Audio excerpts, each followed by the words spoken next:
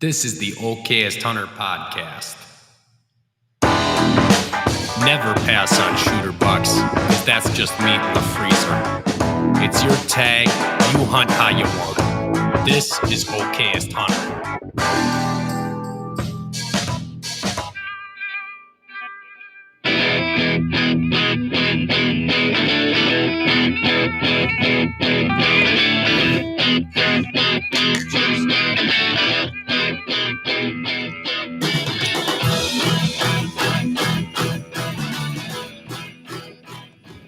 Hey everybody, welcome to the Okayest Hunter podcast, coming at you from the Okayest Hunter podcast studio, where we never pass on opportunity to make new memories of the field, have a good time, and every buck's a shooter buck, right? That's right.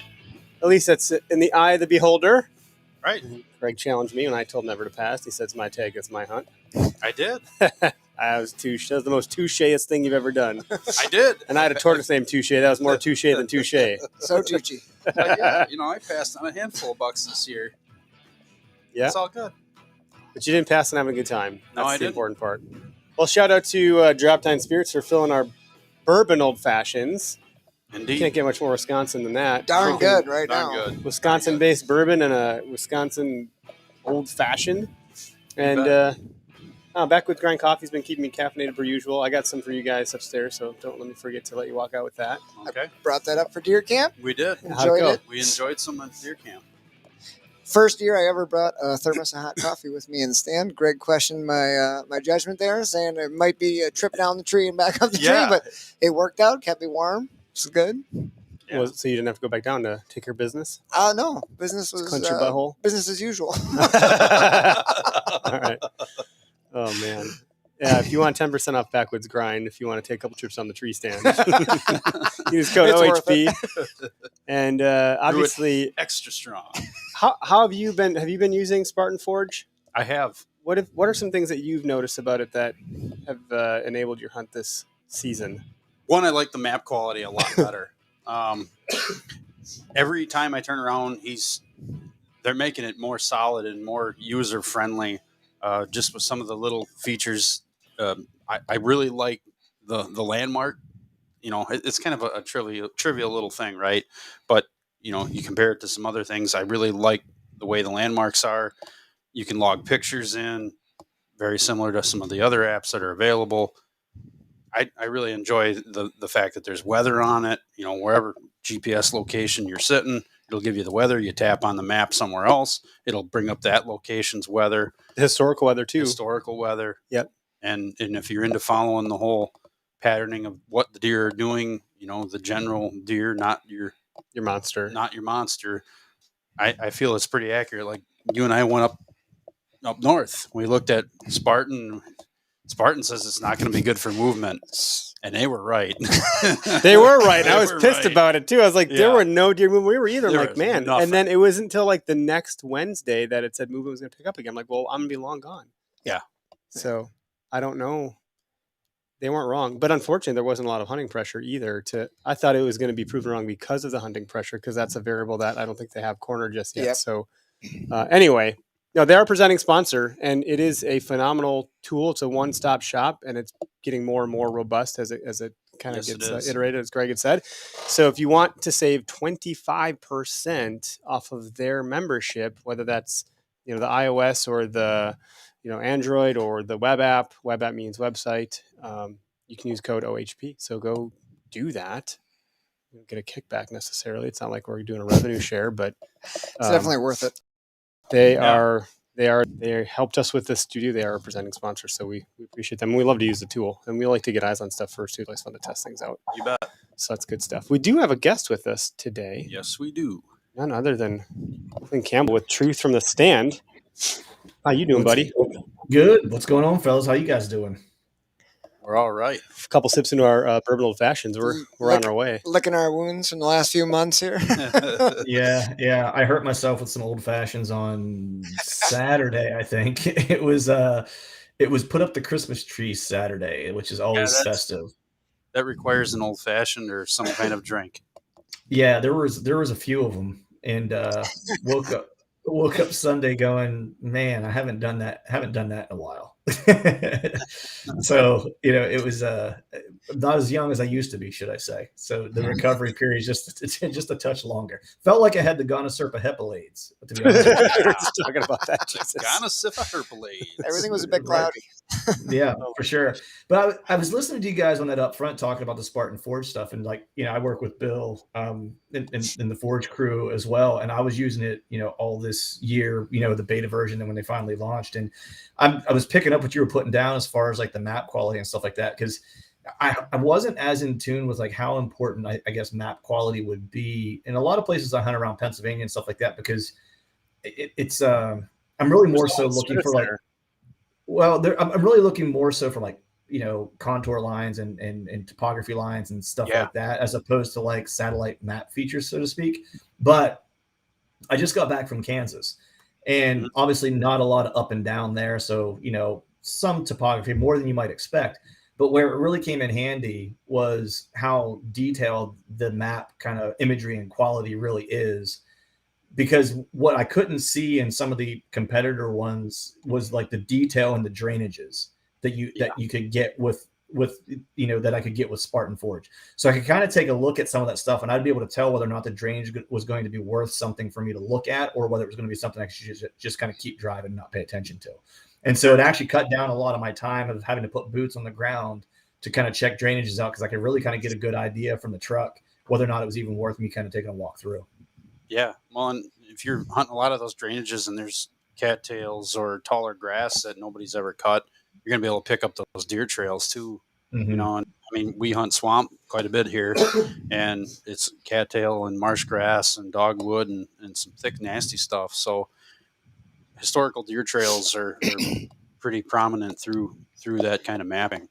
I think one thing that the better quality maps helps with too is when you're hunting like the big wood situation or just a larger forested area, you can actually pick out different kinds of trees just based on what that foliage looks like, even if they're all leaf on. Yeah. Like on some of the competitors, it's just a big green blob kind of. Yep. But I can like pick out and go, oh, that one looks That's like the tree. maybe a hemlock. Yeah. That might be a stand of oaks there. Yep. We did that. We're like, yep, those yellower leaves, those are the oaks, and over here, those are real yellow, those are poplar trees. And when you have that paired with the contour lines like Clint mentioned, that's good It's information pretty to have. When I was in Pennsylvania, Johnny Stewart was sharing a bunch of his pins with me so I could have a spot to go hunt, because I was with those guys, Spartan Forge and all them, for their veteran hunt. And Johnny was like literally pointing to the tree on Spartan Forge. Like, I think this is he said some sort of tree, right? Like whatever that was. And he was right. Walked right up to the damn tree, and there it was. This is the one I'm putting in. Like, I'll do whatever he says, because he kills a lot of bigger deer than I do. Consistently. I think he just killed one today, actually, if I'm not mistaken. I saw a picture, Yeah. It was. He went to a spot that had some thermal cover and some winter food on the outside of that thermal cover, and Johnny Stewart got it done like he always does. Not surprised. Yeah, he's a super nice dude too. He was so humble and gracious and helpful, and like, always trying to do good things for the whole group. Took care of everybody up there and sacrificed his own hunts for it. So it's pretty cool. Yeah, I'm sorry. Go ahead. Derek's got to do something here. I just got a quick shout out to my wife, Ashley, just texted in and said that the kids are watching and listening to us right now. Hi, Gus. Hi, Penny. Gus Thanks and Penny, for tuning in. better behave. We'll watch our swear words. We'll keep them out. Yeah. Got to keep it clean for the kids. Got to keep it clean, keep it smart, right? The chillins. That's right. But what I was going to say is that when you were talking about picking out trees by kind of looking at the map and getting that more kind of detailed look at it, I did a similar thing earlier this year thinking about fall hunts, because I know just in historically speaking with John Eberhardt, actually, he talks a lot about that, especially if you're freelance hunting. You're going into an area, and this is more for like late fall, where a lot of times those oaks will be the last to kind of drop their trees, where you can kind of distinctly tell which ones they are. And so he'll get on some higher ground to where he can maybe see a little bit of the canopy and be able to kind of spot where there might be some oak or some acorn potential. And then he might make his way there where he's freelance hunting.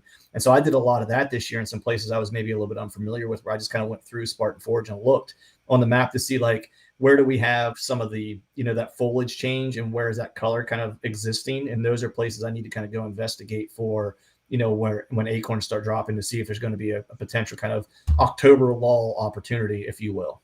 Sure. Absolutely. Well, we got a lot that we can talk about. It's always, I would say it's the best part about talking with other podcasters. Like it's pretty easy going, natural. We can get hung up on all sorts of topics. But I know in the invite I sent you, you had specifically called out like travel hunting as one of the potential things to talk about. And you just went, it was to Kansas, right? Is what you'd said. Kansas. Yeah. Okay, I Yeah. get my K's confused, so I don't want to say Kentucky or something. But I think on your last podcast, you said it was a 24-hour drive pulling a trailer. I did 10 hours to one way to PA from Wisconsin, and that was rough on the rump. And then you throw sitting in an actual saddle for the next day, full day, and I'm like, man, I didn't get much. Like my ass was sore. Like, It was on your feet. So, I mean, that's got to be one whole topic all by itself. Is how do you freaking keep your legs and your butt stretched out when you're driving that distance? But how you were living out of your truck. And then you guys did this. You guys went to Illinois and lived you were out of your van, and you did a motel. So I think this is a pretty cool topic. He went down first for a weekend in the van and endured that, and that was all good. And then I'm like, well, the two of us are there. I don't think you want me in the van with you, and we aren't going to fit in the back of my truck. So big spoon or little spoon? Yeah, big spoon or little spoon. So yeah, well, size does matter. Now, we do have a shirt that says size doesn't matter. I've argued a different. He's turning red over here. Hey, it's your tag. But no, nice. I mean, we did it in a hotel. We, it was nice. We had room and place to charge your phone at night and all that stuff, and kind of a place to call base. But at first night we couldn't hunt where we wanted to, so we ended up traveling further away from the hotel to get there. And it was still fun. It was a great adventure, and I still got a tag yet, and I kind of want to go back, but we'll see if that happens because I've got a procedure to have done right at the beginning of January. So my clock's ticking here. I got December to try and get something done. So Clint, your trailer, is that set up to stay in? Like, is that your mobile hunting rig? You got everything in there for like lodging and gear, or what's the deal with the trailer?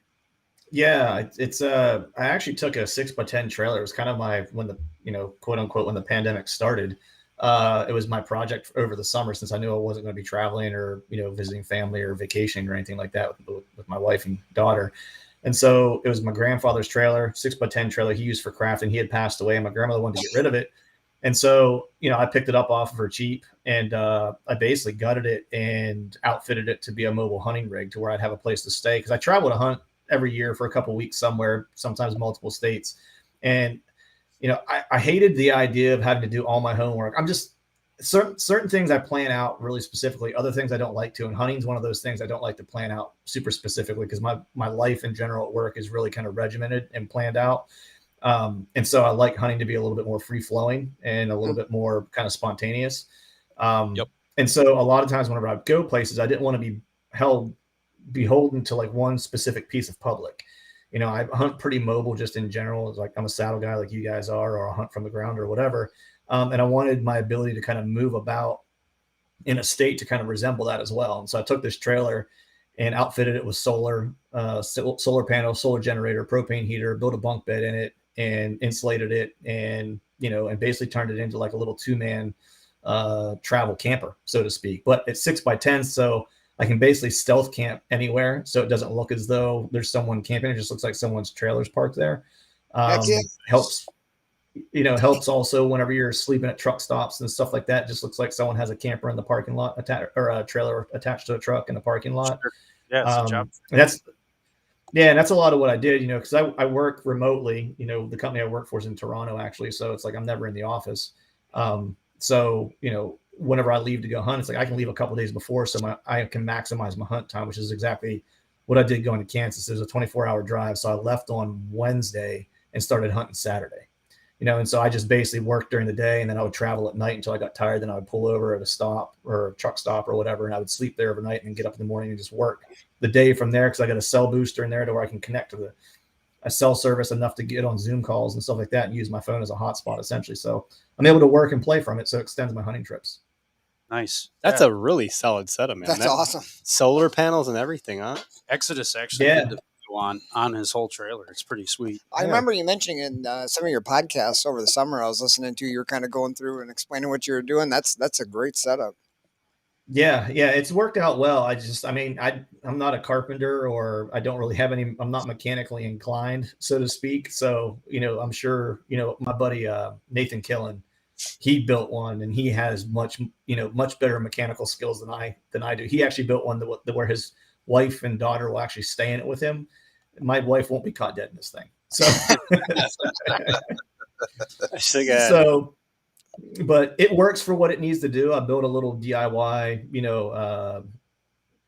shower for it as well. I think in the course of 2 weeks in Kansas, I think I took 4 showers in 18 days. So, just enough to whenever it gets real foul, you can get cleaned up a little bit, but it's not gonna do you a whole lot more than that. It keeps the flies away. That's about it, man. It's that might even be questionable. So you're towing it with a pickup truck, and then if you get a deer, you're throwing that. So one of the questions I have is, like, if you actually get a deer, there's a lot of regulations around transporting animals across state lines. So you're quartering that up, I would imagine, right? Yeah, I mean, always kind of looking, different states. I mean, Pennsylvania, I can't bring anything in. So at some point during the trip, regardless of what state I'm at, I have to kind of debone it and kind of take care of it before I get back here. But I do have a small, like 3.5 cubic foot freezer that's in the back, and I have some shore power, like where I can actually plug into like a power line. So it's like I could get a campsite if I wanted to. Like when we went to Kansas, we were hunting all weehaw, or all like walk-in access properties, and the place that we ended up staying was just a piece of weehaw that Chad actually had met the rancher, the farmer who owned that property, and we met his grandson. And they were cool with us just leaving my trailer there and staying there. So we had kind of a base camp that we just dropped it and stayed there, and then we just drive to hunt wherever. Later in the trip, I was hunting about an hour from where the camper, or from where the trailer was at. If we had more time, I probably would have moved the trailer, but it just didn't make sense to move it just for like the last 3 days. So I just made the drive every morning. But that's kind of the beauty of it. If we were going to be there, another week or whatever, it's like we just would have picked up camp entirely and just moved to another spot, and just drop camp, wherever we could kind of slip in somewhere and be someone unnoticed. So you can get a lot closer. Then you're not totally stuck to that hub or tethered to that tethered plan words now to that camp. Yeah. How did it go, Chad? By the way, like it looks like he got a good one, and you guys got it from the ground. Like what? Yeah, he killed a giant, man. He's the guy. So were you the little spoon? I was I'm always a little spoon with him, man. Are you kidding me? That guy's like former D1 football player, professional bull rider in his past life. It's like, yeah, I ain't winning that fight. So we'll just put it that way. But no, he killed a giant, man. It was funny when we were going out there. He and I both had, we didn't have delusions of grandeur. He's my road dog. Like we basically travel together every year for a couple weeks somewhere, and that's it's always good to find a hunting buddy that likes to hunt the way you like to hunt. Has a positive attitude, doesn't get down when you're not seeing a lot of deer, you know what I mean? And just is willing to kind of get after it day after day. And so we worked together well in that capacity. And so when we went out, we were both like, hey, anything that's Pope and Young or better. We were both kind of shooting for like 130-inch deer. And our goal was really to kind of do a lot of driving and spot and stock and really kind of like whitetail adrenaline style hunting. Like that's really what we wanted to do. We didn't really want to go sit in a tree for 2 weeks, and you can do that in a drainage out there. And if you sit long enough, a decent one will probably come by you. But that's just not. What's that? You didn't have that kind of time. Right. I had 2 weeks, so I could have certainly kind of spent the time doing that. But it was also like, I can do that in Pennsylvania. I can do that in Ohio. It's like, I don't have to drive 24 hours to go do that. It's not the experience you're looking for. Right. Now. Right. What I wanted to do was be super aggressive and hunt from the ground and take that approach and see if I could actually do it. Cause I've hunted from the ground a little bit in Missouri and stuff like that, but never like exclusively. And so first couple of days, I saw a big deer the first night we were there. Probably, I don't know, it was probably close to 160 inches. We actually had him on a camera, but I glassed this field on my way out, just had a little bit of daylight left to kind of check things out, and saw this deer. And it was really kind of slow going from that point forward. I think 2 days later, I saw another deer. It was probably in like the 150 caliber ish. And then a young buck. And then Chad, he was hunting that piece, I think the first day he was there. And then we were doing a lot of driving and trying to glass something, bet it. We had one really good stalk encounter that we blew the opportunity. We saw this buck. We bedded him down. It's a small ditch off this, I guess it was a winter wheat field. And we ended up playing with him for probably, I don't know, I want to say like 3.5 hours. And we would stalk in, get closer, and then we couldn't see him anymore, and we didn't know if he slipped out the backside or not. And we had a decoy and tried to rattle him in, and he just wouldn't come. And we thought we knew where he was bedded. And once we got to about 40 yards and he didn't respond, we thought he slipped out the back without us seeing. So we went in, and sure enough, when we walked in there, we jumped him out of the bed right where we thought he was at. So if we just would have been a little bit more patient, it was just a learning curve, right? It's like, I think Jared Scheffler says this, where it's like they look like they're just ultra aggressive, but it's learning and knowing when to be super aggressive and when you need to be really, really patient. And that was one there where we just needed to kind of stop and spend the day there and wait for him to get up, stretch, take a leak, and then be able to ID exactly where he's bedded and then make a play. But we're rookies at it, so we made that. That would have been the same way. Jared said that to me too. We did a tactic talk with him, and he said, I think we shared that episode again earlier this season or something. But he said there's like passive aggressive and aggressive. Like you need to know when to, like you said, be more patient. You're still like taking an aggressive approach, but you got to pump the brakes. And he said over time and experience, he's like, we just got intuition with it where we know. But if you haven't done it, you have no idea. You have to go through it to learn it. You're not just going to go out there and master it out of the gate because you read a book, heard him talk about it. But now that you did it, you're like, oh yeah, that's what he meant.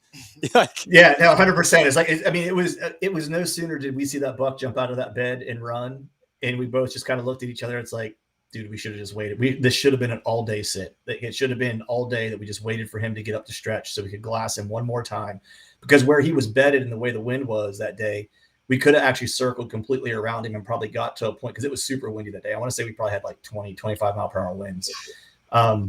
If we would have had enough noise cover, we probably could have gotten in position to actually shoot that deer in the bed, like to where, we wouldn't even had to wait for him to get up. But just rookie mistake. But at that point, we were both struggling just to even see deer then at that point, which was really kind of took both of us aback a little bit. We're in Kansas. We figured we would be seeing good deer regardless. We didn't think that, there's not a 180 around every, I'm not going to say trees, there's not a lot of trees, but around every piece of Milo. But we figured we would see deer driving, and that was our plan, was like drive, see deer, make sure they're on weehaw, and then chase them down. And so after a couple of days of not seeing much, Chad, there was a spot that he had scouted in the spring when he was turkey hunting, and there was a ton of deer sign in there, but there was also a lot of human sign, and that's just something we typically will avoid, especially if we're out of state, if we can. But he was like, I'm not seeing anything. There's tons of deer sign in there, so I'm just going to go check it out. And he got in there. First hunt, he saw a 150 and a 120 pushing a doe around, and he was like, well, this is good. And then he did a little exploration and ended up finding this bed that was in this, like, really kind of like the cedar thicket. And then he's like, well, I'm already in the bed. I might as well follow the exit trail out. And when he went out the exit trail, it dumped into this little stream. And then there was a line of cedars, and that was all completely rubbed. And I walked in there with him after, of course, to help him get it out. There's so much deer sign in there, like rubs. It's ridiculous, the amount of deer sign that was in there. And so he set up about 40, 50 yards off that bed. And at 4 o'clock on the 11th, that deer walked out and himself a little blind in between two cedars. And he shot it through a basketball size hole that he made in the cedars, just enough to get an arrow through at 5 yards. There was a point during that hunt where that deer was just on the other side of the cedar boughs, where he could have reached out through the cedar boughs and grabbed that deer. Like he was that close to it. So it was pretty intense. That's the experience you were looking for. Yep. That's just it, man. You know what I mean? So, and that thing was a hoss. I mean, we never taped it or anything, to see how big it was, but I mean, it was a 10, a mainframe 10 with a drop tine off his right side. Probably certainly gross ones in the mid 170s, I would say. And, he made net boon once it would dry, but giant deer, public land. I mean, you can't, 5 yards, you couldn't ask for a better hunt than that. No, that's pretty awesome. That's something else. We should get him on. Shit. Text him, tell him to call in. Yeah. We're sharing a story. Yeah. I know, I'm telling his story for him, it's like, but otherwise, like from there, we were really kind of focused on trying to get me on a deer. And it was really kind of weird that we were seeing a lot of top end bucks and a lot of low end bucks, but not a lot of mid tier, like, cause we weren't targeting, I mean, he killed a 170, but that's not what our intention was necessarily. We thought we would see, quite a few, 130s to 140s that we could kind of chase after or whatever. And we just weren't seeing that. We were seeing, 150, 160s, that 170, and we just weren't seeing a lot of them. I had an opportunity at one that was about between 150 and 160 inches on the ground at 20 yards. We glassed him in a winter wheat field cutting out a doe, and then we could see where this drainage that we thought he was going to run to. And so, Chad turned the truck around real quick and basically like hauled ass down the road, parked the truck, and we sprinted into the woods because we thought he was going to use this drainage and we were trying to cut him off. Now, I would tell you that's a stupid thing to do. Like, I would never think in a million years I'd be able to cut that deer off. It's just like, we were like, let's do it. So ran after it. And sure enough, like whatever it was, 5-10 minutes later, that deer made its way through and ended up coming around my right side. I heard him on my left side. He just kind of looped around me, and I was in between two cedar trees, and Chad was filming from across from me, so he could see him. And that deer was at 20 yards, and I was in between two cedar trees and couldn't see him and never got a shot. So that was that encounter. And then damn near worked. I mean, we were at the right spot. The kicker was that that doe that he was with ran into some frag. And so we tried to follow her on the other side of the frag and kind of get downwind of that to see if he would scent check it to come back and find her. But they ended up going into this ditch that was just like 50 yards from us. And Chad went back to the truck to get the decoy. And when he did, he bumped that deer out. He was like, I can't believe I just bumped that deer again, And so I guess it was 2 days later that I ended up going and doing some scouting and found another little spot that I really liked. And I got in there in the morning with just a little bit of gray light and set up. And I wanted to set up on this little knob of CRP so I could kind of see down on this creek bottom. And my intention was to see and kind of get the lay of the land and then figure out where I wanted to go set up on that bottom. But I just wanted to see how it laid out because I'd never been in there. And as soon as I got a little bit of light, I had a doe behind me at 5 yards. I literally was naked. I was in a ghillie jacket in the middle of a CRP field. So there wasn't like a tree. There was no nothing. And that doe came behind me. And then I ended up having like a mid 140s, 150-inch deer. I snort wheezed into a decoy, and he went to check me downwind, and I needed 2 more steps. I was at full draw, and I just needed him to take 2 more steps past the locust tree, and he just wouldn't give it to me. And that was it, man. That was the last encounter I had. Those are good encounters. Yeah, it was. It's equal parts like exciting and amazing and fun, and then somehow on the other side of the coin, it's like super disappointing because it didn't happen. You're like, damn it. Oh yeah, that last one I thought for sure was going to happen because I played okey doke with him for probably like, I don't know, 5 to 10 minutes. It might have been 7 minutes in between there or something like that because he came in and I saw the wall of tines and I wasn't sure how big he was. And then once I got a little bit of clearance, like he's still too far away and I could just see his head. And I was like, okay, that's a big deer. And he started working a scrape and he went to turn away from me. And when he went to turn away from me, I had a decoy set out and I snort wheezed at him and he turned around, postured up, got all pissed off and walked into that scrape again and worked the licking branch and worked the scrape again. And then he wanted to come to me and then he stopped. And I thought for sure, I was like, man, if he comes in to this decoy, it's going to be like a 10-yard shot. And that's going to be all she wrote. But the grass was so dry, and that day I did not have a stitch of wind. I mean, almost every day on that trip, it was like 15 to 30 mile per hour winds. And that day I did not have anything. And so every time I made a little move, you could hear it. And so he came around the opposite side of me. And so I turned, and then he looked like he was going to come the other way. So I turned again the opposite way and just making a little bit of noise each time. And then he finally was getting ready to go down on this little, it's not a drop, it's just like this bottom kind of shaped like a bowl where it drops down. He was getting ready to go down in there. And that's, as I was dropping milkweed, I was watching my scent kind of flow down in there. And I'm like, man, if I kill him, I was like, it's going to be like within feet of him catching my scent. I was like, or if I get that west wind, I'm supposed to get it 7 miles per hour today. That's not freaking happening.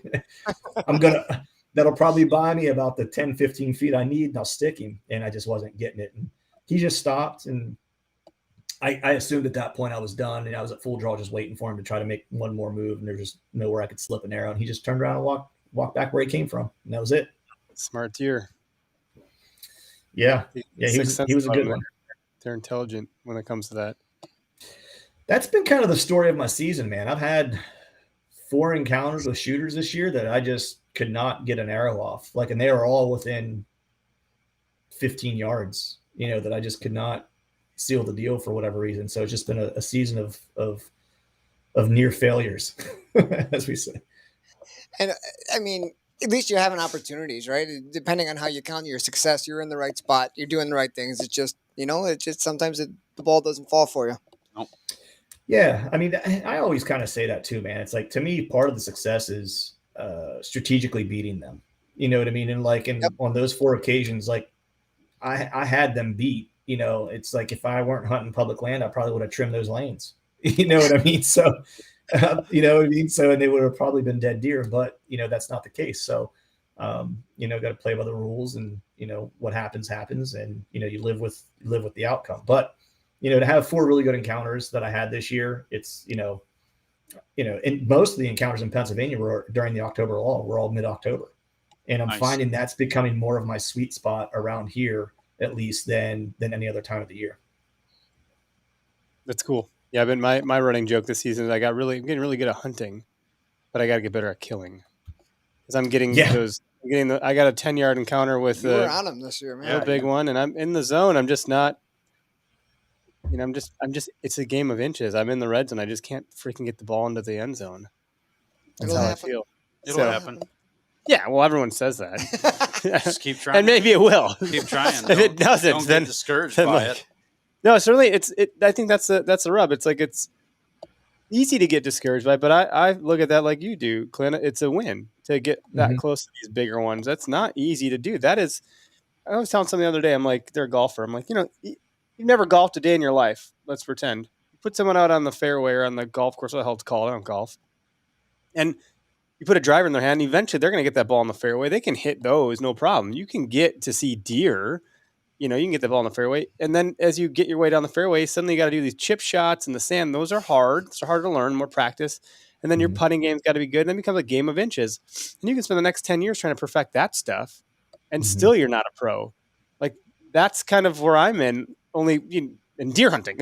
Like, and Greg's been a big help with all that stuff and tuning out the right gear and practicing and all that stuff. But it sure is a lot of fun. Yeah. It sure is a lot of fun. Yeah, it sure is, man. Keep a positive attitude. Otherwise, it's all over. Like you said, Chad, he keeps a positive attitude and grinds out the next day and let's go. That's important. That mindset's a big deal. Yeah. I mean, speaking of Chad again, just, you know, because I was just recently hunting with him, it's like he was at a 4-year dry spell. You know what I mean? Like where he didn't kill anything, you know, and part of it is I've watched business and too. He's running a business and he also passes deer, you know what I mean? And it's like, and it just depends. It's like, if my goal was just to fill a tag every year, it's like, I could do that, you know, but you know, there's some deer that I let go this year that other people may or may not, you know, it's like we were saying earlier, it's your tag. You do with it what you want. Right. It's like, hell yeah. Yep. You know, so, you know, and that's just kind of, you know, I guess my approach a lot of times is just, I'm looking for sometimes a specific deer, you know, and this year in Pennsylvania, it doesn't happen often, but this year, like the 2 deer that I had encounters with were 2 deer that I knew. Like I had them on camera and I knew who they were when I saw them, and which doesn't happen too terribly often, you know, for me in this area. But that was super cool, and they were both 4-year-olds, which also doesn't happen very often in Pennsylvania. That's you know, so yeah, so it's like for that, I was like, man, you know, I was in the right spots. It's just, you know, the one. I didn't recognize which one it was until it was too late. And I didn't, and again, it's just like, you no matter how long you do this, it's, you know, you still sometimes make mistakes. And I made a mistake where it's like, I should have drawn whenever I was figuring out which deer that was. And instead I was trying to figure out which deer that was before I drew. And then by the time I figured out which one he was, he cleared the last piece of brush between he and I to where I would actually have some cover to draw. And that was it, you know? And so that's a bad on me. Like that one should have been dead. You know, the other one, I just didn't get a shot opportunity in PA. But 15 yards and just no, you know, working a scrape, just clear cut, super high stem count. Had one place I could shoot him if I could, and he just wasn't going to cross that. He wasn't just going to walk through that area. It happens. It's hard because like, oh, he's here. This is my chance, and then it doesn't work. And you're like, well, am I going to get it again? It's hard to know. You know, I had a moment like that this season. I glassed a deer all night, not night. I need to be careful saying that. It was the latter half. You guys got some weird spotlighting rules out there. No. I was talking about Greg. That's I'm why like, you were seeing the big ones there. I'm like, oh yeah, I'm watching this buck. He's tended. Like, oh, he's fighting off, or he's scaring off a little fork buck, a little 4-pointer. So I was like, oh, that's cool to see. But he wasn't moving. He wasn't moving from this area. He was like pretty steadfast on holding his ground. And then sure enough, a doe pops up. I'm like, oh my God, he's tending that doe. So that's the first time I actually saw a buck tend a doe. And I told Greg, he's like, you need to get down and make a move. I was like, I don't think I can do it. There's not enough daylight left for me to get over there in time with the way that I need to snake through this property. I had to go up a hill, back down, over and over and under, and try to maybe play the wind to my advantage so he wouldn't see me. And I didn't know, and then I wouldn't be able to have eyes on him. So I glassed him the whole night and said, I'll make a move on him the next day. And let's just pretend he's still there. Like, let's hope that happens. He wasn't there. But had I have made my move on him, what I had witnessed is that doe ran off and he chased her. So I would have gotten there and I wouldn't have known that it happened, and I would have thought maybe it was my fault, So just interesting. I was trying to make the wiser delayed gratification play, and it didn't pan out. But it was fun to try to strategize. So it's interesting how this stuff goes, man. I felt like this season I was trying to make smarter moves than any other season, and super mindful of entry and exit. Too and smart wind for his own good. And just not close enough. You So put anyway, yourself close to some big deer. That's the right move. Yep. So it's fun though. I keep saying, and then I deployed a trail cam, a single trail cam, a cell cam this whole season, and I'm like a kid in a candy store. Guys, look at this buck. They're here. Like, it was exciting. The whole thing is it's out of battery, so I got to go get it. But yeah, I mean, I was kind of in the same boat, man, where this year, it's funny, talking to a buddy of mine, and, I scouted a good bit with him, and I was like, I feel like this year, I was just on my game. Like, I was in deer, like you were saying, like I was in deer, like all year. And I actually had a really good beat on him just based on like trail camera strategy and stuff like that throughout the year. It's probably the best year I've had for that. And I just felt like I was really strategic. Like, there was like during the month of October, man, it was like every time I went out, I was either having an encounter with a shooter, or I was seeing deer that were the better deer that I knew of in the area that I had on camera and stuff like that. And it was just like every sit was like a high quality sit. And it was because I was patient, but I was also like aggressive, right? I was hunting those time periods where people tell you not to hunt, right? It's like, don't hunt mornings. Well, I had all my best encounters in the mornings of October, and so kind of threw that out the window. Paying attention to my entry and exit in one particular spot, using, a kayak to get in and out and stuff like that. So I can hunt that multiple times, without, boogering it up and things of that nature. But it's just one of those things where it just wasn't meant to be, but, the strategies were right. And, the planning was right. There was one deer in particular that still kind of haunts me. I had a couple hunts for him this year, and I never had an encounter with him. And he was the one I was really wanting to try to kill. And I saw him early in the summer, and I wasn't sure what he was going to turn into. And then I ended up catching him again on a primary scrape in end of, I want to say beginning of, I guess it was middle September. My season comes in like the middle of September. I live in a special regs unit. And then I kind of played it cool, and I shouldn't have. I should have went right in and tried to kill him, because he was pretty active in daylight during that early part of the season. And there was a ton of white oak acorns in there, which was kind of why he was holding up in there. And then I saw him one last time, I think on the 13th of October, and then I went to try to hunt him, and then he disappeared. And then I ended up scouting that area and found like this kind of way these deer were kind of using this area. And I found two other primary scrapes and put a cell camera on one and left the one alone. And he wasn't showing up on that cell camera. And so I was like, you know what? This one scrape was at the bottom of this drainage. It's like, I'm going to just go hang a regular camera on it. I went in and hunted it on the 22nd of October and freshened up that scrape, and never hunted that spot again. On the 23rd, I would have hunted it because I had the right wind, but I went to a different area that I wasn't super worried about boogering it up, because my daughter had an equestrian riding competition that day. So I needed to get out of the wood at 10:30. So I hunted a spot that was kind of like a throwaway spot, if you will, and went to do her, her ride or her competition or whatever. I pulled those cameras when I got back from Kansas, and guess who showed up on the 23rd at 9:30 in the morning on that scrape? Oh, that jerk. Yeah. Yeah. He's got double split brows and has double split G3s. Both of his G3s are split, and both of his brows are split, and just a hammer of a deer. And then I missed him by a day on the 20. I think I hunted him the 27th in a different area and had him on camera on the 28th in that spot. And so I missed him by a day on a couple of different occasions. And then one just wasn't where I was supposed to be the day that he decided to daylight, at 9:30. So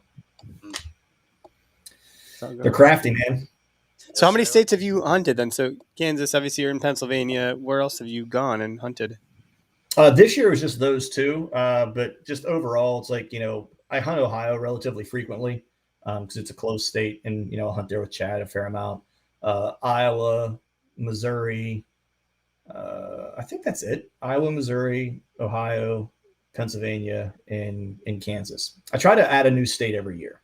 That's kind of How do usually my you plan. Is how do you balance that with a wife and a kid? We were all talking about that before we hit the record button. Like, we got kids, wives. Like it's hard to get time away from the family. Like, it's hard on everybody, the family and yourself. This is a lot yeah. to ask. How are you doing all that, man? Um, Secret for I have us? I have a very understanding wife. No, I mean a little bit of humor and a little bit of truth. It's like I was a musician prior to doing what I do now for a living, so I wasn't home a lot, and the lifestyle was pretty hard, and was not always the most favorable for married life, we'll say. And so my wife's kind of like, well, anything's better than that at this point. So, you know, so there's a little bit of truth to that, but no, really it's just communication, man. Like, she knows that like whenever that time of the year hits, it's like I try to be as available as possible, like the rest of the year, like for whatever family events and vacation or whatever the case is. And then it's just, mid-September to like the end of December, essentially, other than like the holidays, it's like, I'm just not available. And we just have kind of those ground rules to a degree. And I'm just honest about it. She knows it's what I'm passionate about, and I'll be miserable if I don't get to go do it, which, everyone's miserable then. So, Yeah, I think you and I are similar in the sense that we're we're hosting podcasts and hunting. So it's really, I have a passion for business and for deer hunting. And my wife's like, you literally have two separate things. And then you've also joined them. She's like, you have three ways to, find yourself being busy. And she's understanding. She's great. And she holds the fort down well. I mean, she's watching our kids right now, all three of them. It's just I mean, my daughter's 13 now too, which makes it a lot easier, so where she can help around the house and stuff. And then the other thing is too, is like her parents are retired. So her mom actually comes down and spends the 2 weeks that I'm gone, like with her and her granddaughter, and just hangs out here because their birthdays are around the same. That's the other thing. Like, she usually makes out pretty good because her birthday is usually when I'm gone during the rut. So, I usually end up having to owe some favorable gift giving, to kind of make up for those things. So it's funny. Right. Her and Chad's birthday is actually the same day, which is kind of funny because I spend Chad. I spend itself to some real good jokes. You spend she's like, it's kind of funny. She's like, you're always spending my birthday with another guy in a small trailer on his birthday. That's really kind of weird. You got to do what you got to do, man. Yeah. Honey, you say, honey, the sacrifices I'm willing to make. That's right. But yeah, that's kind of how I work it in. I don't know where I think because the way things kind of ended up in Kansas, I think I'm kind of hell bent on going back there next year. I think is the plan. So I may not add a new state next year, other than maybe Idaho, because I have a good buddy that just moved to Idaho. So I may go out there, maybe do some elk hunting, or maybe go out there and do some whitetail hunting. So we'll see. Yeah. I'd really like to get back out west. I need to make more trips out there while the body still will allow me to climb mountains and do those types of things. This is the time to do it, because when you're 60, it's going to be awful tough. Yeah, you might need to do something. No, that's good. So your season sounds not too dissimilar from ours to some degree. We all tried really hard. Well, Greg got a buck, so I shouldn't speak for him. He actually killed something. It wasn't what I was. And you got a doe after, but it was like. But he walked by. Well, he walked by, and I'm looking at it, going, January, I'm done. I have surgery, and that's a 4 to 6 week recovery.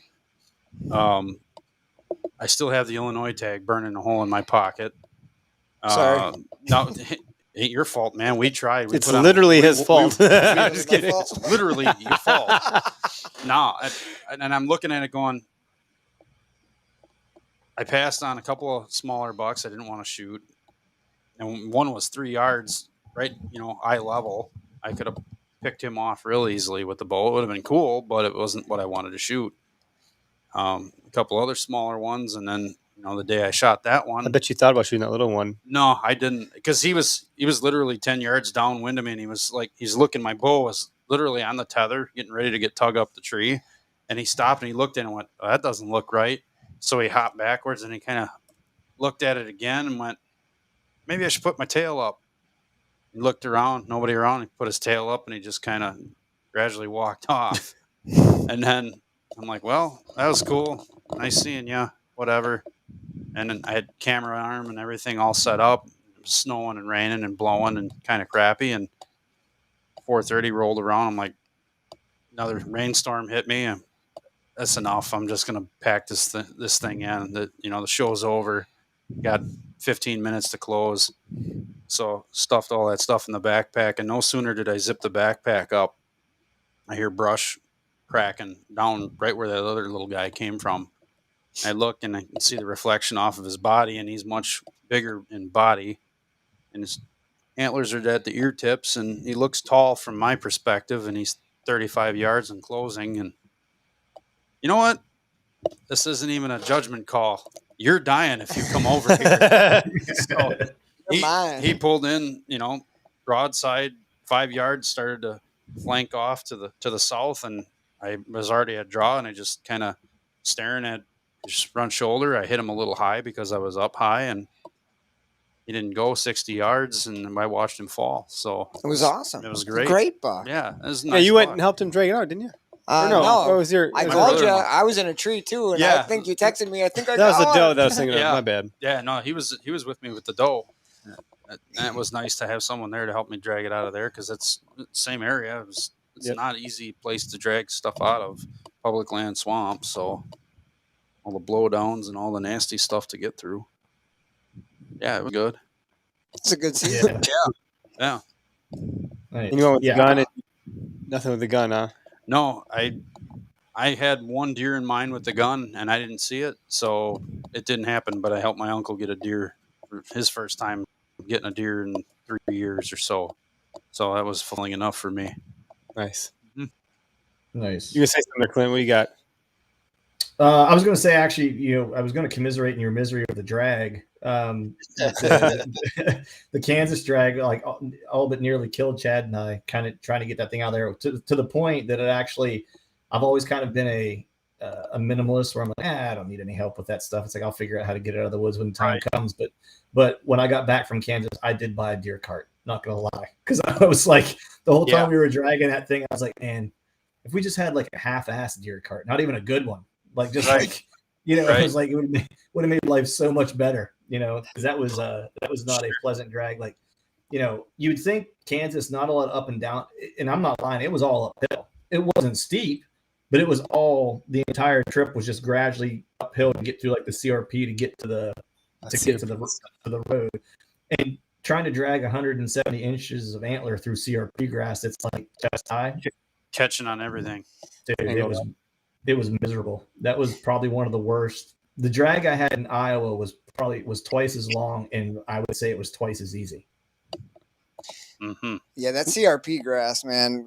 Get your hip flexors going too. That antler down low like that. If that would have been up on a cart, even up like a foot and a half, 2 feet, would have made a world of difference. And if the ground is relatively flat, I don't know. I like using carts. That's why I dragged this guy out. And I was like, why is this so difficult? I'm not even that far. Like dragging dying. Dragging sucks. But we do got a caller, Evan, who I got to Pennsylvania. Masters, Evan, how you doing? Thanks for joining us. You got a question for us for Clint? Yeah, one for Clint. I've it's a kind of with this podcast. But where do you get that music when you start up? Because I will say that is the most pumped. It'll be like a random time of the day, and here goes the Truth from the Stand podcast, and I'm like want to run through a wall. Oh, is it better than this? I'm just kidding. It's pretty good. I listen. It's just a different. Yeah, it just hits a different chord with me. You guys get me pumping a certain way, but over in PA, Clint's got me, like feeling like, come on. I mean, I'm like a $160 soaking wet, but I feel like I could run through a wall with that music on. I'm like, let's go in the woods. I'm skipping work. A little more. Nice. Well, I mean, I'll say this. I'm a fan of like 70s rock and roll. Yes. I like ass kicking, stomp your foot, like that's pound a beer and maybe put a hole in the wall type of rock and roll. That's kind of what I grew up on. Big fan of Leonard Skinner, Guns N' Roses, things like that, right? And that's kind of like that what that music is akin to. What it is, I've got no clue. I actually purchased it off of Epidemic Sound, so it's all copyrighted and like I'm cool. I'm legal Steagle on that end, so I can't get in any trouble. But I just found a piece of music. What that literally the criteria, Evan, was: does this make me want to kick ass and take names? The answer was yes. So that's what you got. Perfect. There's a lot of intros out there. That's a good question. Good stuff. Yeah, it was one of those things where I was like, I came here to drink beer and kick ass, and I'm all out of beer. That's kind of what that song says, That always gets me. Hey, talking about the drag, I'm not going to take too much time, but it's nice to have good buddies. I shot my buck on the 1st of November. Nothing huge. No, it was my first buck with a bow. I kind of got out of it for a few, good one. Some college and getting back into it now. And he's coming back from working all day and helps me drag through all that swamp stuff like Greg was posting during the gun season. And that's even with that smaller, 100 some inches only. That was no fun. So it's nice to have good buddies. I would be cool if somebody helped me any day with a drag. That's for sure. Heck yeah, man! Congratulations. Yes, congrats, man. That's killer. Yeah, always good to have good hunting buddies, man. I do have a small confession. A jet sled is worth its weight in gold. Is that like an ice fishing sled? Yeah, I got that deep ice fishing sled. Yeah. That's how my buck got out of. I got a big rope on mine. I just throw it right around my chest. Derek walked through the stuff that we had to go through. It's 9 to 10 foot tall giant ragweed. I got lost in there. I'm lucky I made it out. So the jet sled helped kind of part the sea. So do you say jet sled over a deer cart? Yeah. Would you prefer that? Is that your preferred method? Or actually, we have it in tandem where the jet sled is the off road part. So the part that's nasty, the CRP, the giant ragweed, cattails, you name it, snow. It was great because it rained. So after we got the buck gutted out, I got him in the sled, tipped the sled up, and we started pulling, and the grass was wet. So it was sliding real nice. It was sliding pretty nice. And then once we got it up to a flat path, we could have picked it up and put it on a deer cart and wheeled it out. And we've done that during gun season, but my uncle's got the deer cart. I have the sled, so we take the two pieces when we go together, but I didn't have the cart. So the sled, we dragged it all the way to the ditch, across the ditch, up onto the field, and then into the back of the truck. So you guys out there in the Midwest are fancy. You got two contraptions. Well, most of us are ice fishermen and deer hunters, so you got to make the best of the money you're spending for these hobbies and try to get them overlap. No, I can use this for both things. Okay, that sled's hauled a lot of deer out of the swamp, and it's hauled a lot of firewood and fishing equipment, and you name it. That's been everywhere. It's my buddy. That's how I sold the fam on my kayak. Talking about those random sleds, I will say, because I kind of just from the last couple of years learned about those Ohio guys and some, a lot of those guys do the culture deer hunting and stuff. I was actually randomly deployed I was in Al-Assad, Iraq, like central Iraq, and this medic looks at me because I was with a medevac company for a couple months, and you like to deer hunt, don't you? And I was like, yeah. And he's like, hey, I got this litter thing here. And I could barely fit it in my bag. Well, he ended up giving me this little litter, and of course, I didn't put it in my truck, so it does no good back at the house. But Ohio Flight Medic gives me some random litter they're not using anymore, so that'll be my sled if I can.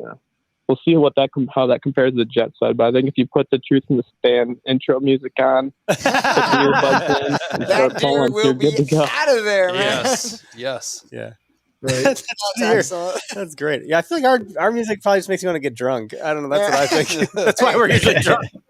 One of my favorite drags is up north of the cabin, coming out of the logging road. I had a buck on a deer cart, and I met up with two guys, and they were dragging like 3 deer. 2 dads, and they're like, yeah, our boys shot a 8-pointer and a doe, and I was like, oh, cool. And I'm talking with them. I'm like, well, where are your boys? They're like, oh, they'll be back. I'm like, okay. So all of a sudden I see these 2 little orange hats running down the logging trail from way up on the hill, and they get there and they brought beers for dads. Oh God. And then the dad goes, hey boys, I got bad news. This guy needs one too. Back to the truck. So the 2 boys go taking off back. They were running and bringing us some bush lattes on the way out. And then were they the deer draggers then after that too? No, they were only like 12. If my son goes and fetches me a beer after I kill a deer and then drags my deer out, that I will have done a great job as a parent. Great job, Dad. Those are some life goals right there, man. That's life goal. Yep. Well, exactly. Evan, we got another caller behind you, so I'm going to drop you off and bring on the next caller if that's cool. Sounds good. Thanks, guys. Thanks Good for talking. calling. All right, take it easy. Absolutely, Alex. bud. All right, next up is another known caller. We got Nico calling in to talk about deer stuff. Well, that's probably the best topic, Nico. Do you got any particular questions for Clint or for us on this one? Yeah, a little bit for everybody. Talking on the whole deer drag subject. Have any of you guys ever thought about just investing in like a frame and then hauling everything out, like just packing it out? Is that what you do? That is what I do. Yeah, I carry one with me. I don't carry it into the timber with me. I always have a Western pack in the back in the bed of my truck, in case I'm going to have a gnarly drag and need to quarter it out. I've just never personally run into that yet, other than when I was in Montana, getting a bull out. I've not had to do it for whitetails yet, but I do take one with me. It lays in the back of my truck from the beginning of the season to the end of the season, in case I'm in an area where I can't drag it, or I'm just too far back. But yeah, good call on that for sure. I've got one too. I have not used it to quarter a deer out. I've deboned one deer in the field, but that was because we were in a big hurry leaving Nebraska, and I shot a little bitty buck the last night, and I was like, all right, let's get this sucker in a cooler. So I literally just started slicing and dicing, so we got it out of there, but I haven't packed one out yet. No, they just don't look the same on the meat pole, hanging in 4 pieces. That's a Midwestern thing, man. We like to see that deer hanging. I don't know. And Western guys look at us cross-eyed like, what the hell are you idiots doing? Yeah, buddies of mine that have done it say they'll never do it another way. Like they're just like, even if it's not far, they're like, it's just like the only way to fly is to pack it out. But I'm the same way, where it's like, I want to put it in the back of my truck. If it's a water access, I want a picture of it in my kayak. Like, you know what I mean? It's like, I want the whole experience. And so I'm willing to sweat, grunt, and like curse for like a couple hours as it happens to get it out, to get all those things. But yeah, it's the pack is always with me in case I'm not willing to put that type of work in. There's something about dragging out that has a really, I don't know, like there's a lot of appreciation for the meat after that situation. Right. Where you're like, I'm not wasting a freaking scrap of this. That was really hard. Yeah. There's like gratification in the suffering. You earned every ounce of that meat. There's also something about grabbing that antler and pulling it too. You know what I mean? Yeah. Like just grabbing, my buddy Byron from Whitetail Experience, they call it hard-earned bucks. You know what I mean? And like that's like the thing. It's like, I always think of that now. Even when Chad and I were dragging it out, I wish I would get a picture of that. But just dragging that buck out, just grabbing it by the antlers, pulling it out, like that's the OG way to do it, man. I feel like my granddad didn't have a drag rope or any of this fancy stuff, and my dad, and they got plenty of bucks out of the woods. So I'm kind of stubborn like that too, Clint. Sometimes I have a good buddy who I know, like, you shoot one, you're like, oh, I could call my buddy and have him come help out here. And I was like, you know what? It's just going to be so sweet if I just put myself through the misery and I don't bug him and I just get it done myself. Like, I did that a few years ago with that big 8-pointer that I got. I shot that thing out in the marsh, and it was a long drag, and had my lone wolf stand and all my sticks and so much crap. You're pretty proud of that one. Yeah, but I dragged that sucker all the way across 2 ditches, got it through all that ragweed field, and a lot of crap. It was a lot of crap, and had coyotes running around me howling and doing their thing, and it's like, well, I should just run all this shit back to the truck. I'm like the dad with all the groceries. I'm not making more than one trip. I'm just going to get it done. I'm just going to do it. I'm so weird about that. I'm going to knuckle down and get it done. Like my dad will go back and get the cart. I'm like, I'm just going to drag it. So I went and got the cart for him when he got his 7-pointer this, whatever it was, a weekend ago for gun. But our buddy Jared Norwood down in Arkansas, he packed one up and threw it in a sea bag. But it's hot down there and hilly. He's like, bro, I'm not. And he said like this, bruh, I ain't dragging no deer through this damn heat. So he'll cut it up. I saw Mr. Tubbs here wearing a deer backpack. That's the key. You shoot them small enough. You carry them. I did that with the doe through the cattails and the frags. Yeah. You get them to the trail, and then it's an easy hike all the way back to the truck. I might have been with Mr. Bechtel once when he threw one over his shoulder. You get far enough back in and a doe fawn walks up. You're like, you know what? That monster buck I was after. gonna be a bitch. Forget it. I'm sure this little one Yep. tastes better anyways. Late season, you definitely make some business decisions. Maybe I'm just a weenie then. Yeah. You've done more. You've done a lot of Western hunts, and you know your way around a blade. Like you obviously do, Derek, Greg. You do. I don't know if you've quartered up deer. I don't. Like, you want to see me cuss and piss and moan and swear and probably slice my hand open. Like, you want to see? You remember watching me try to stack those sticks? It'll be like that, but worse. Well, I remember you trying to cut tenderloins out of your buck last year, and No, give me that knife, please. Just stand back and let me do this. there's a lot that I Your wife don't will know. be I have happy. no shame admitting all the things I don't know how to do. It's fine. That's I just all right. when you only do it once in your life, it's like not like a skill that I've learned that great. You I gotta don't kill a know lot of until deer. you know. Yeah, and I won't know either way. No. But so I gotta have Well, buddies like I you guess guys that can call does up. that does make a little bit more sense then if you're not going to be the one butchering it up, I guess. Mm-hmm. No, I And wish that- I would like to if that's what I had my life dedicated to. I'd probably be really good at that stuff. But some people are that's just one- good at that shit. Some people just know. Oh, the muscle fiber runs this way. You put your thumb in there, and you don't even need a knife. I'm like, how did you know that? You know, It's it's not like, hard. You stick my- your hand in it. yeah, okay, so you're one of those guys. My parents used to cut. We used to cut up our own deer. Every deer we got All when the I was a time. kid. So Mhm. ever since I was little, it was here's a slab of meat. Like Yep. start Mhm. slicing. What the hell? So I mean, You get learn. used to it. you just do a bunch and Yep. you figure it out. I like to butcher my own. I'll be the first to admit I'm not great at it. I can get the job done. You know, like you were saying, it's like I've done it since I was a kid where, you know, on the farm we would shoot deer or stepdad would shoot deer or whatever, and we would just butcher it up, not because we were finicky about it, but because we just were too poor or cheap to take it to the processor, essentially. You know what I mean?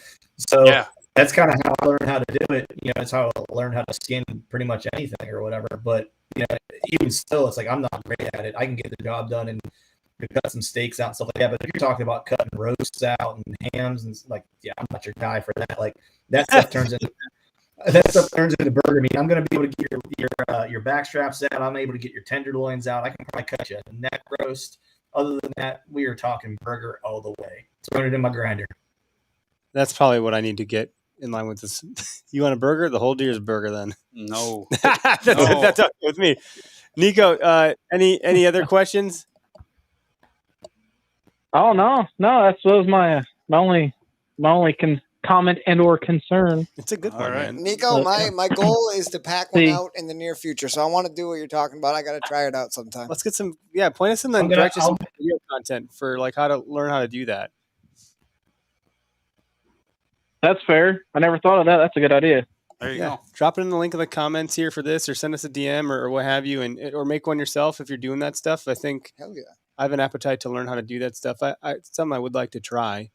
My wife wouldn't understand. Yeah, I got a muzzleloader tag for this weekend coming up, and I'm gonna be spending some time in the Shawnee National Forest down south. So if I get lucky and hook up with something down there, that's not a bad idea. I can make a little video. That'd be Heck cool. Hell yeah, That'd be man. awesome. Sweet. Rock on. Well, Nice. thanks for Well, calling, man. I'll It's make- always good to talk to you. I'll make a commitment. Later. If I fill any tags here in the late season, I will pack that deer out this year. There you go. That's the There we go. that's the There we go. okayest commitment. I We're all can make. making like, where's the freaking knife for We're the gonna- blood? we're gonna on be- the- We're going to on be this- messaging each other. Did you Remember pack when we that were just deer saying we were done hunting? Now Yeah. we're all going to go pack Oh one my out. god, yeah, I'm all jacked up now again. So I got to shoot one in Illinois, and you guys are going to get a phone call to come help pack it I out. think I have the pass to go help with deer. I think that's permissible. Okay. So Clint, you better There you cue go. up that music. You got to get us going here. Yeah, I know. I I got suppose. some hunting yet too. I got like another. I don't know. My season here runs through the end of January locally. So Ours I've does got- too. And typically, Does it? I usually hang on to a doe tag or two and go out till the very end and endure the cold because I like doing that. But this year it's just not in the cards. Clint, your Yeah, audio got I'll- choppy. I don't know what happened. Is it okay now? You good? It's just chopping up. It's like, but your signal's strong, so is ours. So I don't know what's going on. Until yours dropped down, so maybe it's picking up and going down a little bit. I'm not sure. So I can hear it even in the airwaves. Are you guys catching that too? Yeah. Yep. Catching I it don't too. know A little do about crackly. Or crickle crackle. Let me throw you off to the back and bring you back in. See if that makes a difference. Let's see here. Yeah, it's definitely on his end. Oh, that's still doing it. Maybe Still not. doing it? Yeah, it's still doing it. It's just chopping it up. It's unfortunate because I want to ask you for your okayest hunter moment. Well, that stinks. Oh, wait. Are we back? Maybe it's You're better. nice and clear now. Okay. Okay, there we go. Don't know All what right. changed. I don't know. I said to bring it up, I guess. But Sounds good. Aliens, Yes. man. I'm blaming it on the aliens. Yep. yeah. They're cutting the airwaves right now. And when it gets fixed, it's wizards. You know what it is? It's NSA. We are being monitored. They know this group right here has all that we need to overthrow the world. That's It's probably Bill messing with us. Military intelligence embedded in our podcasting equipment. He's probably bugged this room. Bill's moving Right. satellite. That's why he wanted to help out with it. Yeah. Exactly. Eric, help get through there. All right. So no, what you got an okayest moment for us, man? Oh man, I was thinking about it actually as we were talking, trying to think about what the okayest moment would be. If briefly, the okayest moment recently would be that drag with Chad. To be quite honest with you, because that was just brutal. Like we're both relatively in shape dudes. Chad's a big dude, and I thought it was gonna kill the two of us. But I think my okayest moment, if I had to get sentimental, since we are around the holiday season, and I just saw my dad, he actually just texted me this morning. He killed a buck in Pennsylvania during gun season, on his first one on his retirement property that he bought, that he just built his cabin, sold his house in North Carolina, and moved in to his new place and just shot his first buck off that property Saturday at 4:00, which is cool because I've hunted it a couple times with him and we've not killed anything off of it yet. I've run cameras and show him what's there. I really don't hunt it, and just hoping he would be able to get something. And so it just made me think that my okayest moment, we were talking about dragging deer, and you were talking about, if your son brought you a latte and drug your deer for you, it would be like, you did parenting right moment. I can remember the first deer I shot, first buck I shot was on this little 30-acre piece that my dad owned, that our house was on, that I grew up in. And it was a spike. I mean, when I say it was a spike, like if it was legal, it was barely legal. It was one of those things. Like my uncle literally looked at me and said, "How the hell did you see those?" Like, what I mean? Like, it was like you could get a ring on it, like, and it was legal, but it wasn't much more. And I remember I shot that deer, and it was down in this hollow that we had clear cut. The side of this hollow was clear cut. And there was a 2-track that ran down through there. And so I shot, and, my dad knew that it was me. And I always knew that I could just hold tight and he'll come over. I was probably 14, I think. And that he would make his way over, but it was like first thing in the morning. I want to say 8 o'clock or something like that. So I knew he wouldn't come over until probably lunchtime to help me out or whatever, So I got that deer and gutted it, and I drug it up out of that hollow myself and got it up to the house. Well, he went over at lunchtime, I guess, to help me, and realized I wasn't there. So he ended up walking up to the house. And this was kind of my okayest and proudest moment. It was kind of like I had arrived as a deer hunter, at least in my dad and my uncle's eyes, is I drug that deer all the way back to the house. And I got it up into the bed of the truck, and I didn't use the truck to get the deer to the house, but I put the deer in the bed of the truck and backed the truck into the garage and hooked it up on hooks, because we didn't have a gimbal or anything like that, or like a hanger or anything like that. It was just like hooks through the hocks, essentially, or through the tendons, and hoisted it up onto the rafters of the garage, and it was already there starting to skin it out before they came back. Oh, man. That was kind of my okayest moment, because I wanted to just prove to the old man and to my uncle that, I didn't necessarily need their help. I've watched them do it. I understand how to do it. I'm part of the clan, and I can be just as valuable, And so that was kind of my okayest moment. That's awesome. That's way more than that's amazing. That's a great moment. Yeah. That's pretty cool, man. Yeah. So they're pretty proud. Now, I didn't get the asshole out, like there was a lot of stuff I messed up. Yeah. Yeah. The asshole, the bladder, like that stuff that you need to get out was still in there. That was the first time I gutted it on my own, and took care of it all on my own. So there was some cleanup the old man had to help with and stuff like that. But you could I'll never forget the look on his face where he just looked at me. He's like, "How the hell did you get that deer up there?" And I was like, I wrestled growing up, so it wasn't like I was a weakling, And I was like, I don't know. I was like, I just hoisted it up on the truck, and I was like, I just took it a leg at a time and dropped a couple testicles and got it up there. I got a time. Cool. So that was it, man. We do have one. So we have one more caller, and I'd hate to leave him hanging. So we'll take one more call, and then we'll wrap up and bring the plane in for a landing. Looks like we got, if my screener is getting it correct, we got John White on the line. John, how you doing? I'm doing good. How are you? Doing good. John White, that's the right name, right? John White, yeah. Rock on. I'm the Hunting Challenge on Instagram. What's up, Clint? What's going on, brother? How are you? Hunting Challenge. There he is. Rock on, dude. So what, you got a question for Clint or for us? No. Well, so we're talking about okayest moments, and I'm just reflecting back on the season. It's been a hell of a grind.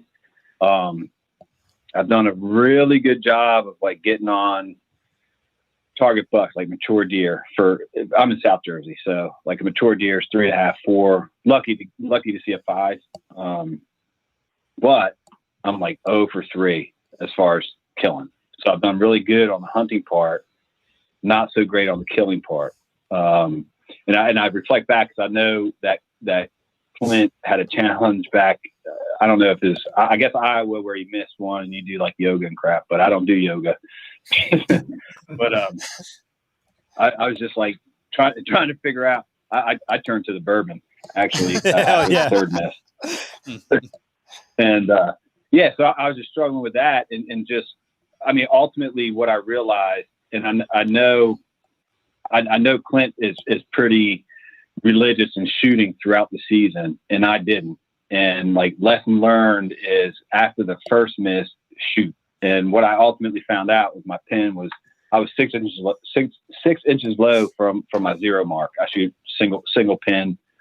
I can't remember the guy's name who, 0 to 30, same aiming spot type of thing. Yeah, that would be Brian from day 6 gear, right? Brian from day 6 gear, right? That 0 to 30, like you got a 3-inch drop, usually at 30. Yeah. So I think that like just trying to the mental game, man. The mental game is huge.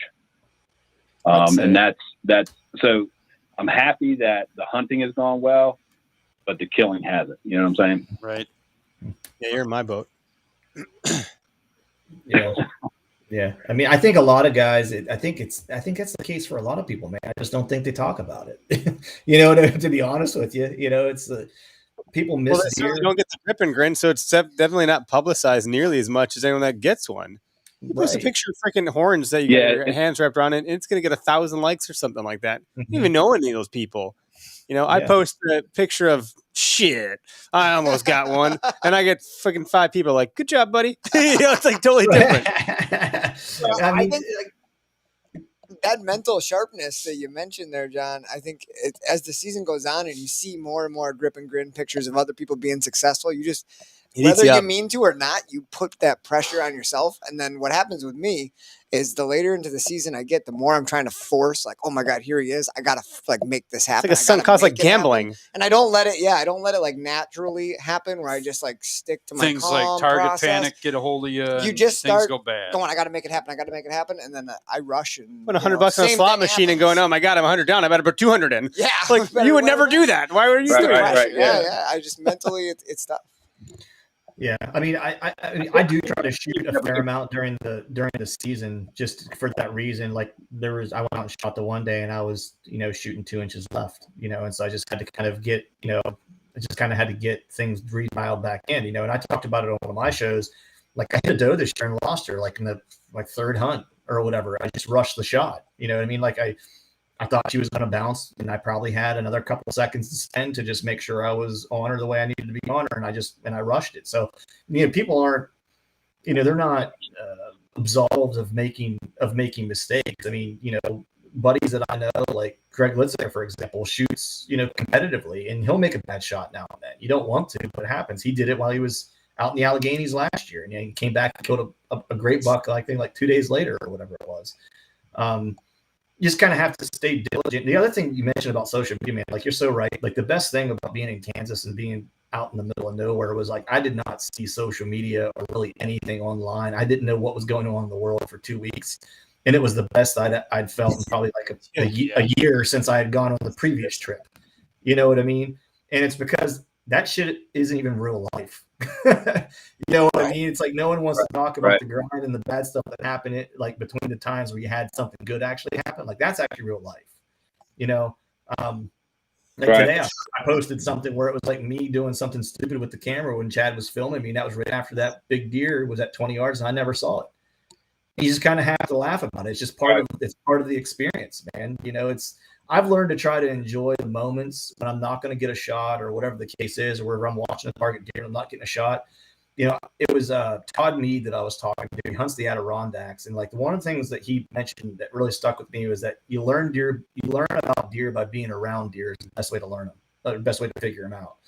And so I just typically, whenever I have a good encounter, if I'm not going to get a shot opportunity, even if I'm going to up until that point, I just try to be as observant as I possibly can and watch their mannerisms, watch how they approach things, watch how they want to use the wind, watch when they get tense, when they don't get tense, start to try to read their body language, just because it's going to help me for future hunts. And I love learning deer by observing deer in close quarters when they don't know that I'm there. That's one of my favorite things to do.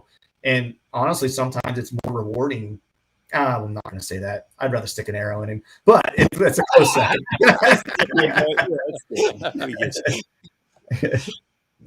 Scratch that.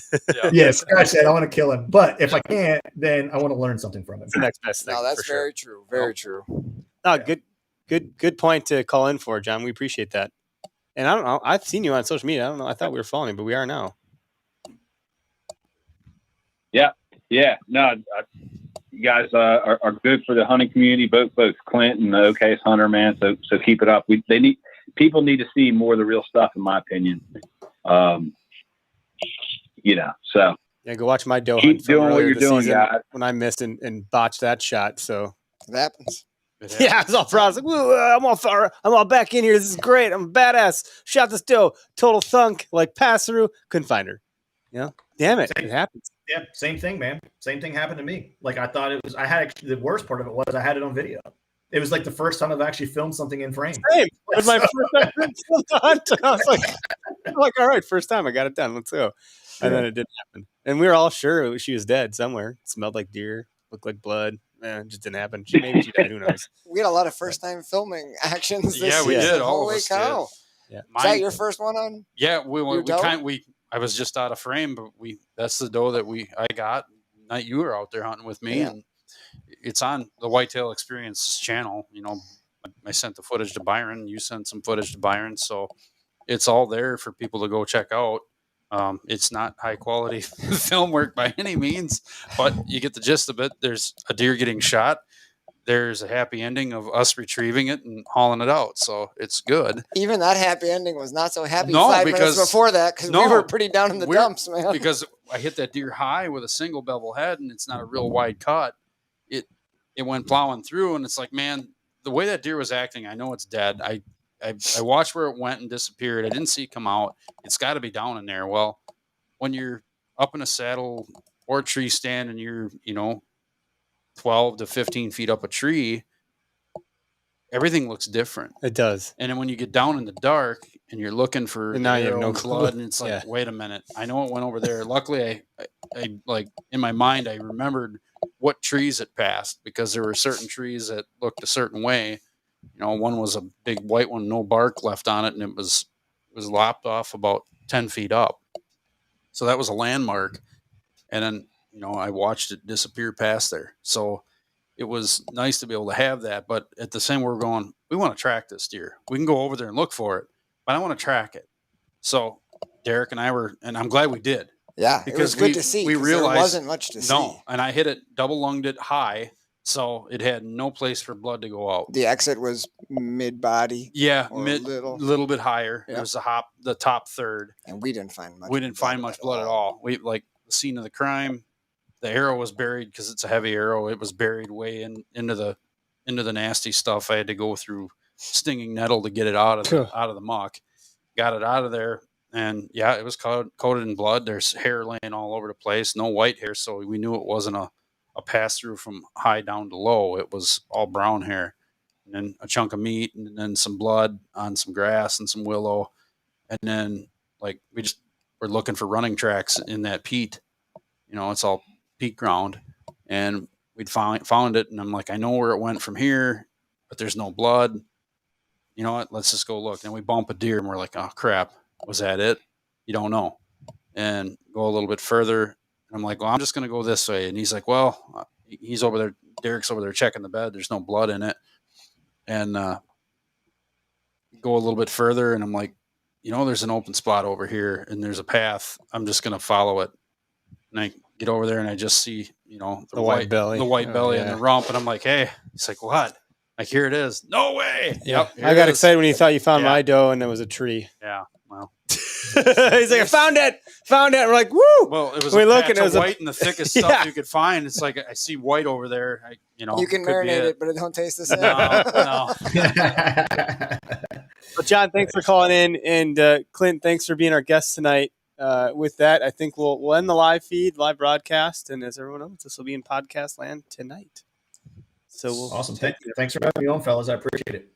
Yeah, it was a blast. We appreciate all you guys. We'll debrief with you in just a sec here, but we'll end the live stream. And thanks, everybody. Have a good night. Never pass. See ya. Don't forget your release. No shit. That's a good